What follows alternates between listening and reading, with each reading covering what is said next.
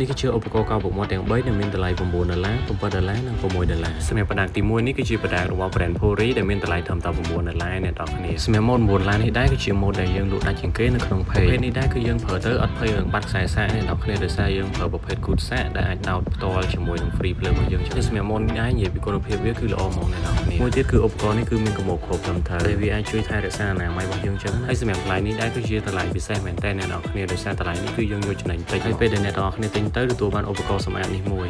ឥឡូវយើងចូលដល់ឧបករណ៍កោបមុតទី2ដែលមានតម្លៃត្រឹមតែ$7អ្នកនរគ្នាឧបករណ៍នេះដែរគឺអត់សូវខុសគ្នាមែនពីឧបករណ៍ដែលមានតម្លៃ$9មែនលក្ខណៈខុសគ្នារបស់វាគឺគ្រាន់តែមួយប្រើប្រភេទ good សាកនិងមួយទៀតប្រើប្រភេទខ្សែសាកហើយសម្រាប់ខ្សែសាកវាដែរគឺវាប្រើប្រភេទខ្សែ USB បើនិយាយពីកម្រិតកោហើយនិងកម្លាំងកោគឺវាមានលក្ខណៈដូចពេលអ្នកនរគ្នាទិញទៅគឺទទួលបានខ្សែសាកនេះមួយហើយនិងឧបករណ៍សម្រាប់សម្អាតមួយដែរ